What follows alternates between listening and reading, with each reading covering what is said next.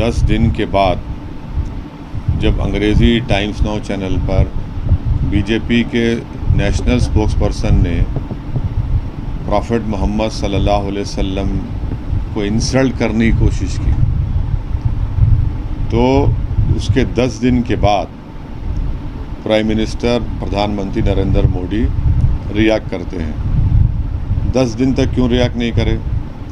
आपके ही चैनल्स ने मेरे भिवंडी के भाषण का दिखाया था कि मैंने प्राइम मिनिस्टर से अपील की थी, रिक्वेस्ट किया था कि आप देश के प्रधानमंत्री हैं, यहाँ पर 20 करोड़ मुसलमान रहते हैं और भारत के नागरिक हैं, आप अपने चीफ स्पोक्सपर्सन के खिलाफ एक्शन लीजिए।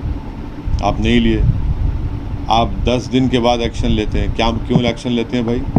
क्योंकि जब देश के वाइस प्रेसिडेंट प्लेन में हैं, ख़तर को लैंड करने से पहले ख़तर की सरकार कहती है कि हम वाइस प्रेसिडेंट के का जो बैंक्वेट था उसको कैंसिल कर रहे हैं। जब वो लैंड करते हैं, ख़तर की सरजमीन पर हैं वाइस प्रेसिडेंट वेंकैया नायडू साहब, तो ख़तर भारत के एम्बेसडर को बुलाकर डिमार्श देता है और कहता है कि आप माफ़ी चाहो, आपके बीजेपी के स्पोक्सपर्सन ने रसूलुल्लाह सल्लल्लाहु अलैहि वसल्लम को इंसल्ट करने की और अनाप शनाप उन्हें बका है।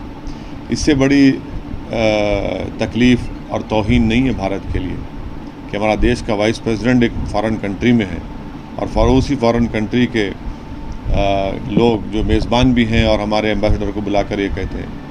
तो अब तक 16-17 ममालिक ने इस पर अपना रिएक्शन दिया है। तो देश के प्रधानमंत्री को समझने की ज़रूरत है कि आपकी सरकार, आपकी पार्टी खुद भारत में अल्पसंख्यक समाज मुसलमानों के ख़िलाफ़ एक नफ़रत का तूफ़ान आपने खड़ा कर दिया।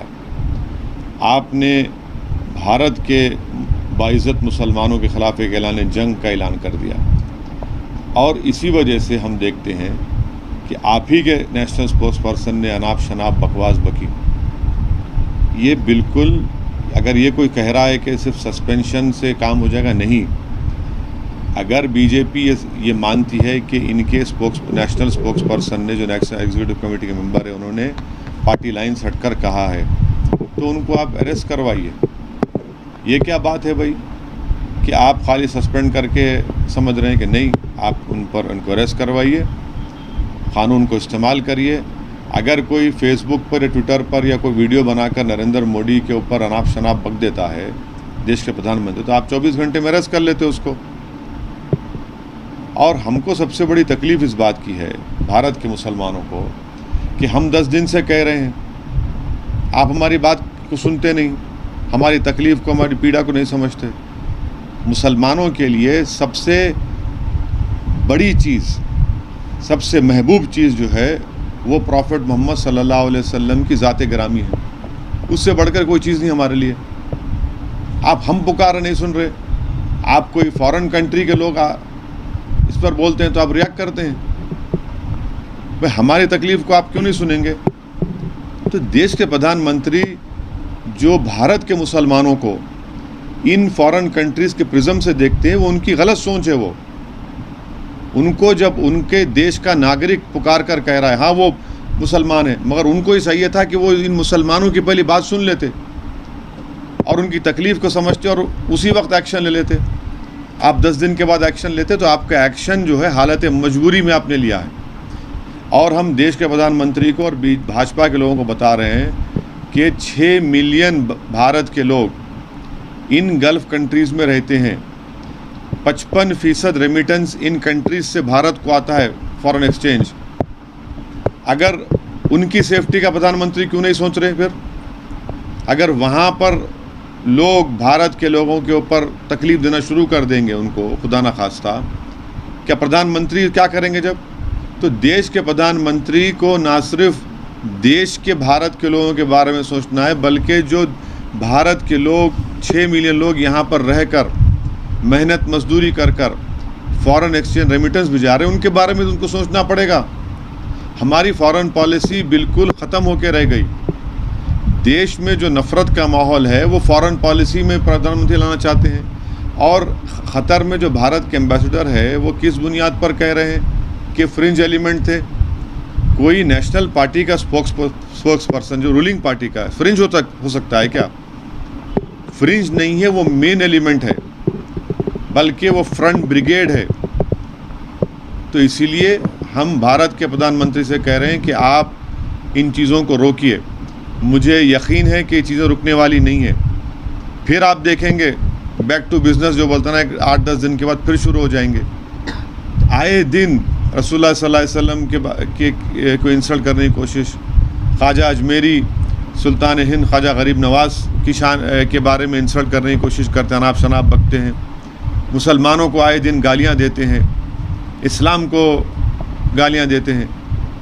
ये क्या हो रहा है? फिर ये इसको रोकना चाहिए देश के प्रधानमंत्री को, और उनकी पहली जिम्मेदारी है कि इसका नोट लें। राजा सिंह ने इसी सिलसिले में बयान दिया है, तो उनके खिलाफ भी एक्शन होना चाहिए। यहाँ पर भी कंप्लेन दिया नांदेड़ में। और मोहन भागवत जी ने एक बयान दिया था कि हर मस्जिद के आगे नीचे ऐसा मंदिरों के अवशेष अब मत तलाश करो, कुछ एक्सेप्शनल ये सब ड्रामा है, ये छोड़िए। मोहन, मेरी मुफ्ती इस्माइल साहब से बातचीत हुई और कल रात में फारूक शाह साहब से भी मेरी गुफ्तगू हुई इस बारे में। दूसरी बात यह है कि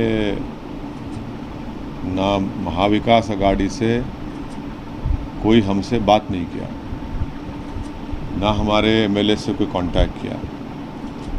तो इसलिए हम देखेंगे, अगर वो लोग महाविकास अघाड़ी को ज़रूरत है हमारी, तो उनको चाहिए कि एमआईएम से कांटेक्ट करें। नहीं चाहिए तो ठीक है, कोई बात नहीं, हम लोग जो फैसला लेना लेंगे। मगर अभी तक तो उनके पास से कोई कांटेक्ट नहीं हुआ है, और हम भी हमारे एमएलए से बात कर रहे हैं, और इंशाल्लाह ताला 1 या 2 दिन में, क्योंकि 10 तारीख को पोलिंग है, 1 या 2 दिन में हम लोग फैसला ले लेंगे उस बारे में। महाविकास अघाड़ी अगर से आपसे कांटेक्ट करती है, अगर से आपको वोट मांगती है, तो क्या आप देंगे? आप बोलो कांटेक्ट करने के लिए। छठा जो उम्मीदवार है तो वो नहीं, आप बोलो उनको कांटेक्ट करने के लिए। अपने आप खुल के बोलो ना, तो बात आपको पॉलिटिकली ऐसे नहीं करो, खुला बोल रहा हूँ मैं आपको। अगर छठा जो उम्मीदवार है वो भाजपा और देखो, उर्दू में कहावत है, जिसके पेट में दर्द है उन्हें अजवान खाना, समझे ना? अगर महाविकास अघाड़ी आपसे कांटेक्ट नहीं करते तो आप किसको वोटिंग? हम अभी देखिए, हम अपना फैसला लेंगे ना। हमारा फैसला लेने का है। हमारे आज या कल में फैसला लेंगे हम लोग। हमारे मालेगांव में जो हमारे मुफ्ती इस्माइल साहब हैं, हमारे पार्टी लीडर हैं विधानसभा में, मेरी उनसे बातचीत हुई। वो मुफ्ती इस्माइल साहब से इम्तियाज़ जलील साहब भी बात किए, हमारे जो महाराष्ट्र के सदर हैं। और कल बहुत देर तक रात में मेरी फारूक साहब से बात हुई, और उनके दोनों विधानसभा के डेवलपमेंट के बारे में मेरी बात हुई। वहाँ भी डेवलपमेंट के इशूज़ है। तो ये सब चीज़ें देखते हैं क्या होता है। अपने शहर से जुड़ी हर खबर जानने के लिए जुड़े रहें मेरी आवाज़ न्यूज़ 24 लाइव के साथ, और मेरी आवाज़ न्यूज़ 24 को लाइक करें, शेयर करें, सब्सक्राइब करें।